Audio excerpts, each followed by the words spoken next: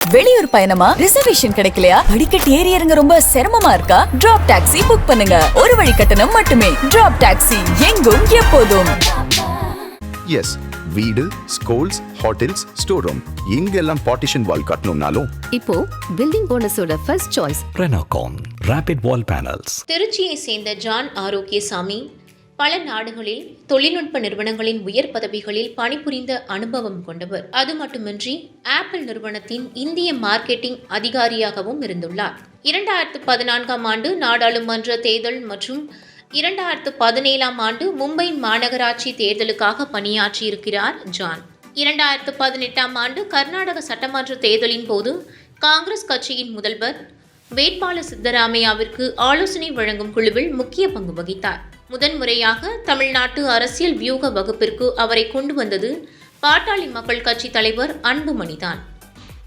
2016ஆம் ஆண்டு நடைபெற்ற தமிழ்நாடு சட்டமன்ற தேர்தலில் அன்புமணிக்காக தன்னுடைய சொந்த நிறுவனமான JPAC பெர்சோனா மூலம் பணியாற்றினார் ஜான் ஆரோக்கியசாமி. மாற்றம், முன்னேற்றம், அன்புமணி என்ற முழக்கத்தை முன்வைத்து பாமக ஒரு சாதி ரீதியான கட்சி என்ற பிம்பத்தை 2016 தேர்தலில் தன்னுடைய பிராண்டிங் மூலமாக உடைத்தெறிந்தார் ஜான். அன்று முதல் வியூக வகுப்பு என்றால் பிரசாந்த் கிஷோர், சுனில், ராபின் சர்மா போன்றவர்களோடு சேர்த்து ஜான் ஆரோக்கியசாமி என்ற பெயரும் உச்சரிக்கப்பட தொடங்கியது. தொடர்ந்து 2021 தேர்தலில் நாம் தமிழர் கட்சிக்காக பணியாற்றிய ஜான், இது மாற்றத்திற்கான எளிய மக்களின் புரட்சி என்ற முழக்கத்தை உருவாக்கி நாம் தமிழர் கட்சியை பட்டி தொட்டியெல்லாம் கொண்டு சேர்த்த நபர்களின் பட்டியலில் ஜான் ஆரோக்கியசாமிக்கு முக்கிய பங்கு உண்டு.